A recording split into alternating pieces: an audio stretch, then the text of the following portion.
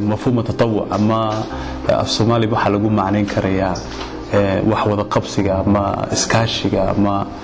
أما إسكا وحقبصه بريورا حتى وحلو يقاني إسكا وحقبصه horta tatawuc sidiisa waa arin wanaagsan oo diinta islaamiga lafteedu way ku dhiirigelisaa inuu qofku over time hatta qoladan gaaladu markay ku leeyihiin qofku waa inuu waqtigiisa u kala qaybiyaa hadduu dawladiisu shaqeynayo hadduu shacabkiisu shaqeynayo hadduu shaqooyin kala hayo inuu waqtigiisa nidaamiyo waqti koobanna uu siiyo bal sidoo uu faa'iideyn lahaa dadkiisa iyo mujtamaciisa hadduu ka shaqeynayo arrimaha caafimaadka ka qaybgalka ololada nadaafadda oo kale system kid barigi dawad xataa idinku hormood ka hayeen ma garanaysaa iftaar saa'im iyo kiswat al-eid waxay ka mid tahay arrimaha ugu muhiimsan ee tatawuc in ku sheegi karana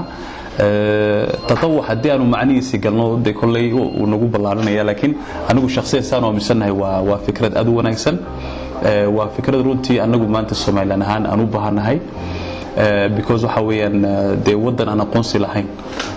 dhaqaale fara badan aan haysan baahi fara badan runtii wadanka way ka jirtaa laakiin at least hadii gacmaha la iskaashado dhalinyaro ma garanaysaa jaamiciyiin iyo akaademiyiin hadii aan Suudaan maanta wadankiina waxba ku anfici kartaan waan ku anfici kareena hadii la yiraahdo maanta dibadda ha loo baxo oo bal wadada ha la nadiifiyo ama ha laga qayb galo dhisma dawlad leedahay oo markaa kharash loo waayo kale waa laga geysan karayaa tatawuc macna ballaaran buu leeyahay oo aad u qiimo badan ilaahayna de quraankiisu ku sheegayba wuxuu ilaahay subhanahu wa ta'ala quraankiisu ku sheegay qofkii hadduu shaqo qabanayo waa inuu shaqadiisa idqaan ku sameeyaa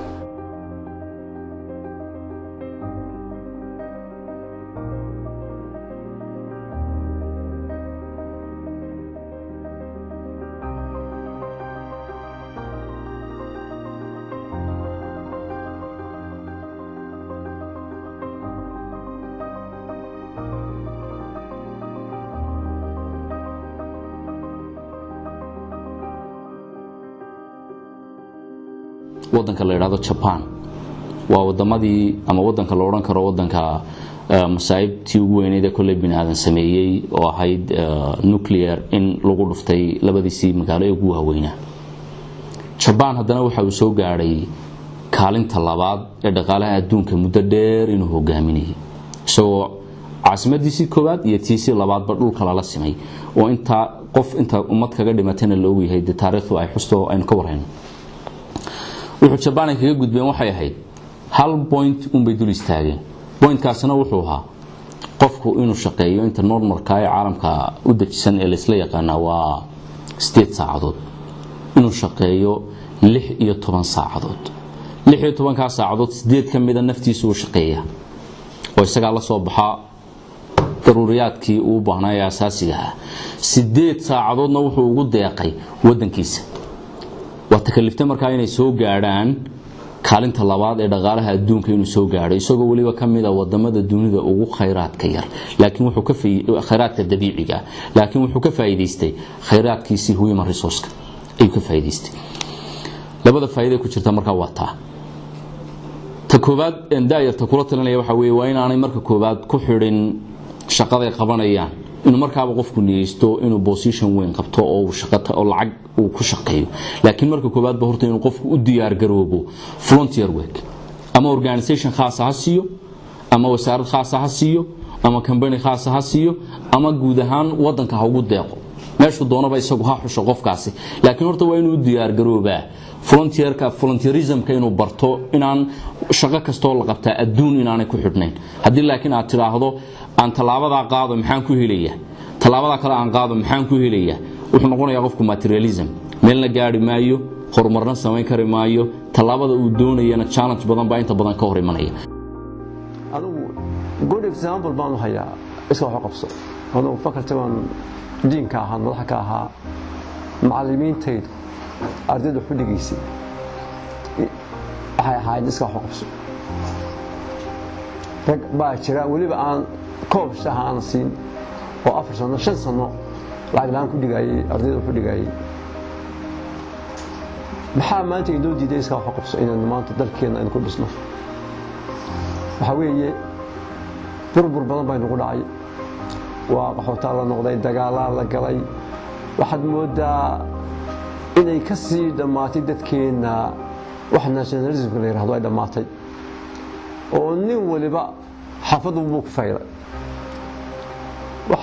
macquulana maaha maskaxna maaha taasu dalka waxaa lagu dhisi karaa adigu ma aha in dowladda horta wax laga sugo dadweynaha Soomaaliyeed inay ama reer Hargeysa ama Burco ama Berbera ama Boorama ama Argaab ama Lascaanood inay halkaa ay joogaan oo ay dhistaan baa fiican oo intii tamartooda ay horta wax dhistaan dadku ta ugu fiican ee ummadda ka dhaxay karta waa taa waxyaabaha u baahan waxa ka mid ah inaynu helno dad ummadnimo u fakara oo sidii daasoo kale ummadan mashaakilka haysta waa maxay sidee wax looga qaban karaa idinku imika waxa ay tustaan in mujtamaceena qaybo ka mid ah oo baahan oo aan cidina eegin ama ha noqoto awood la'aan ha noqoto ama fikrado inaga baahan noqoto ila idinku isku daydeen inaad wax ka qabataan ummadnimadan waxa ku dhalan kartaa oo ku jiri kartaa waxa weeyaan kii xil haya iyo kii aan xil haynin labaduba inuu u fakaro ummadnimadu sida u dhismayso marka la eego tana qabateen oo kale waa qayb weyn oo inaga maqan oo ah ummadnimadu sida u dhisanto inta liidata waa in la helaa cid u dhaqdhaqaaqda oo wax la qabata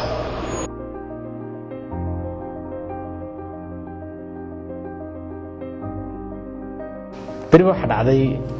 kalluunkan la yiraahdo jellyfishka ayaa wuxuu ku soo caariday bad isagoo badan dadkii bay isugu yimiday tan waxay yiraahdeen maxaa halkan ku dhacay maxaynu ka qabanaa waxba lagama qaban kariyaa baa la yiraahdo because tiradiisba aad u badatay gabar kamid ah dadkii ku jirtay ayaa markaa aragtay baalkii soo caariday oo badii ka soo baxay oo khatar ugu jira inuu dhimanayo ay xabad qaaday dan way ku celisay xabad kale qaaday way ku celisay dan waxay tiri I can make a difference dadkii oo dhan markaa ku foorasteen oo qof walba xabad buu qaaday oo ku celiyay taa waxaan tusaale ugu soo qaadanayaa qofku waxa uu sameynayo haba yaraato ama ha badnaato laakiin inta yar ee samayso waa shay aad u muhiim ah it will be multiplied later on within the community wana waajib kulli dhamaanteen wada saaran